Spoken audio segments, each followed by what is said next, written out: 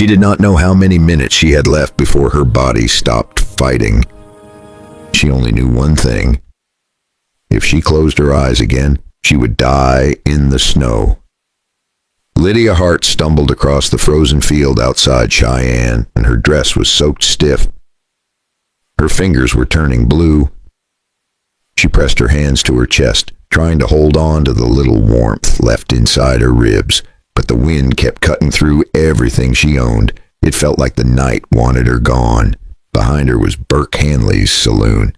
She had escaped that place with nothing more than the clothes on her back. No money, no horse, no coat, only bruises on her arm from the last time Burke grabbed her. He had told her she would never leave him.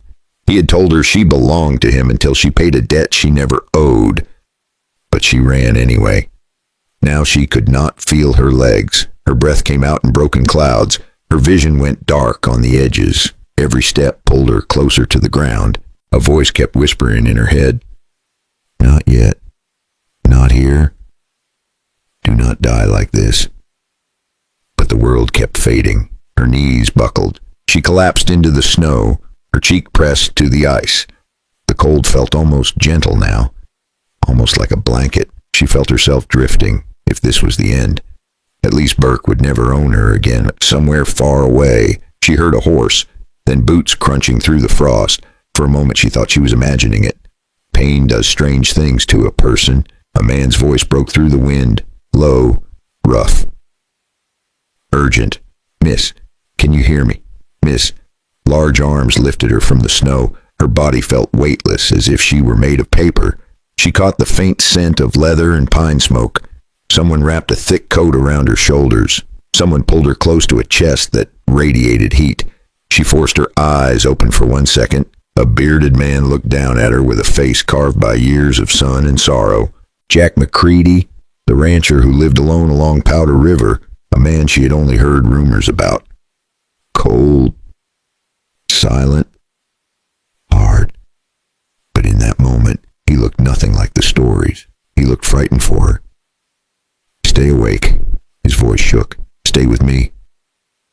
Her lips barely moved. "Please, please do not let me go." He held her tighter. "I will not. Not tonight." The snowstorm roared around them as he carried her into his cabin. Firelight glowed on the walls. He laid her on his bed. Her shivering was so violent that the blanket jumped with every breath. Jack pressed a warm cloth against her hands. Her skin did not react. It scared him more than he wanted to admit. She looked up at him through heavy eyelids. Her voice was a whisper. "If I fall asleep, will I wake again?" Jack did not answer. He only kept his hand on hers, willing life back into her body. And Lydia felt something she had not felt in years. Safety. But she had no idea that this night, the night she nearly froze to death, was only the beginning. Because soon she would have to beg this rancher for something far more dangerous, a place to stay, and a place in his life. When Lydia opened her eyes the next morning, she did not know where she was. For one long second, she thought she had died and woken up somewhere warm. But then she saw the log walls of a small cabin, a fire still glowing in the stone hearth, a rough coat hanging on a chair, and Jack McCready standing at the stove, stirring something in a pot like he had done it 1,000 mornings before. He looked over his shoulder when he heard her move. "You are awake. Good. Eat something before you fall over again." His voice was calm, but she could hear the worry still sitting under it. She pushed herself up slowly. Her body ached everywhere. Her fingertips still burned from the cold, but at least she could feel them now. Jack brought her a bowl of hot broth. She held it with both hands like it was treasure. She spent the next few days mostly in bed. Her hands were wrapped in warm cloths, and Jack kept the fire alive day and night. Sometimes she drifted in and out of sleep while he sat nearby, carving small pieces of wood just to stay awake. By the fourth morning, she could finally stand without shaking. Only then did she step outside with a small basket and a little more color in her cheeks. "Thank you." She whispered it so soft she was not sure he heard. He did. He nodded once, like he had been thanked enough in his lifetime and did not know what to do with more. Outside, the storm was fading, but Lydia knew she could not leave. Not yet, and Jack knew it too. He stood by the window, watching the white fields stretch all the way to the far hills. If you go out there now, you will not make it back to town. Stay till the road's clear, she almost laughed. Town meant Burke Hanley. Town meant change she could not see, but always felt. Going back was not living. It was going backward into a dark room she had escaped only by luck and prayer. She set the bowl down and spoke with a voice that trembled only a little. I have nowhere safe to go. If I return to Cheyenne, Burke will drag me back into his saloon. I cannot face that place again. What do I do now? Jack did not answer right away. He rubbed the back of his neck, thinking in that slow, careful way of older men who have lived through more storms than they care to count. Finally, he sighed. You can stay here, just for a little while. Work if you want. Cook. Help with the barn. A fair trade for a roof and warm meals. No trouble. Something small and bright flickered inside her. Hope. The kind she had almost forgotten existed. She followed him outside later that morning.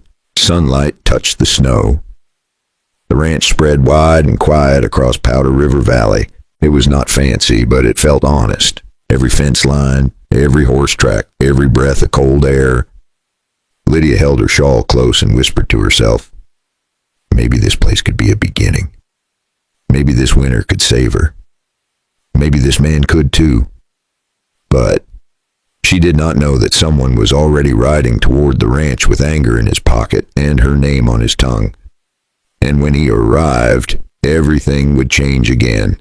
Trouble always seems to know when a person finally breathes easy. And for Lydia, that peace lasted only 3 days. Someone in Cheyenne had seen Jack carrying a woman through the storm, and word traveled faster than the snow could melt. Jack was fixing a fence post near the barn when he spotted a single rider coming up the trail. The kind of slow, mean ride that tells you the man is not here for a friendly hello. Jack wiped his hands on his coat, narrowed his eyes, and muttered under his breath, that is no neighbor of mine.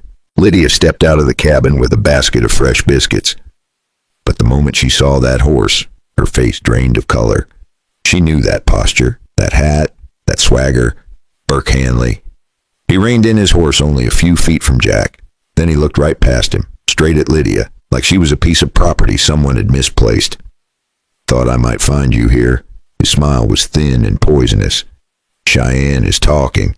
Folks say you ran off with the old rancher. Lydia shook her head, clutching the basket so hard the cloth tore at the edge. I did not run off with anyone. I left your saloon because I wanted to live. Her voice cracked but did not break. Not this time. Burke leaned forward in his saddle. You owe me work. You owe me time. You think a snowstorm erases that? Before Lydia could answer, Jack stepped between them. He stood tall and calm with both hands loose at his sides, but there was nothing soft in his eyes. She owes you nothing, and she's not stepping foot back in that saloon. Burke snorted. Who are you to say that? Jack did not blink. The man she's staying with. The man who feeds her and gives her a safe bed, and the man who is telling you to ride on out. Burke swung off his horse. He grabbed Lydia by the wrist before Jack could reach her. You come here right now. She cried out in pain. Jack moved faster than a man his age should move. One hard shove. Burke stumbled back. Another step, and Jack planted a fist straight into his jaw. Burke hit the snow with a sound that felt like justice. Jack stood over him. Touch her again, and you will not walk away from this place. Burke spat blood, climbed to his feet, and pointed at Lydia with a shaking hand. This is not over. Not by a long shot. Then he rode off, full of hate and promise. Lydia sank to the porch step.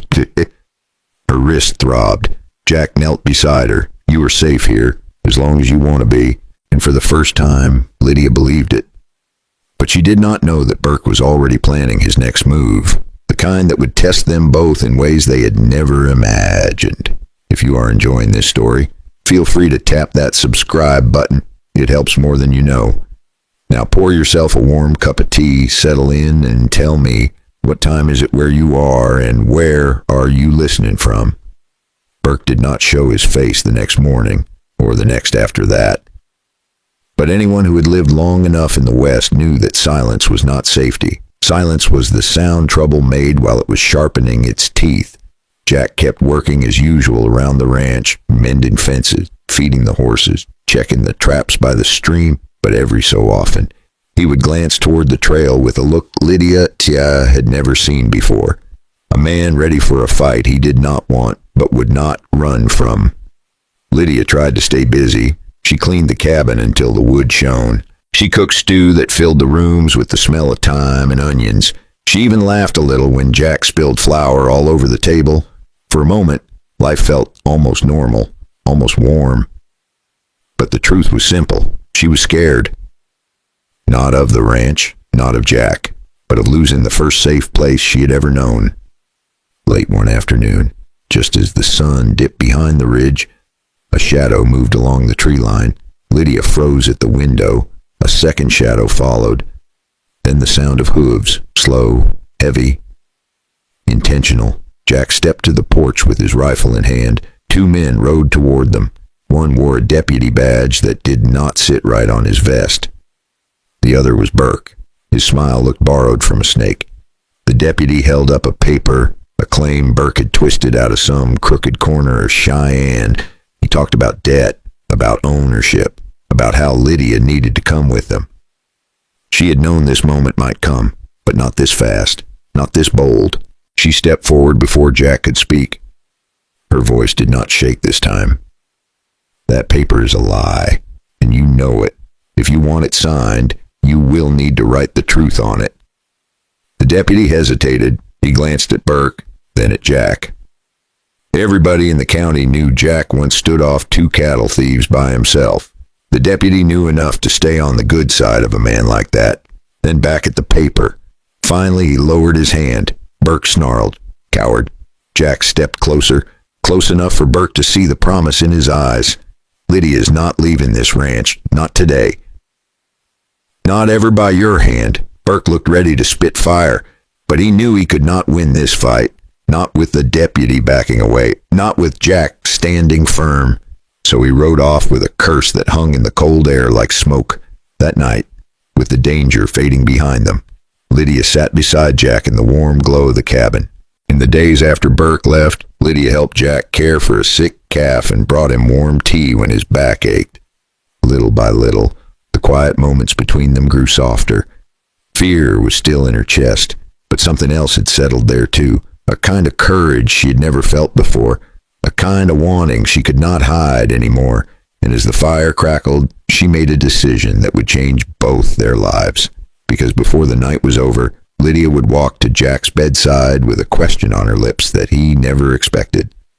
Later, on a quiet winter night, Lydia could not rest. The cabin felt warmer than usual. Maybe it was the fire. Maybe it was the way Jack had stood between her and danger without a second thought.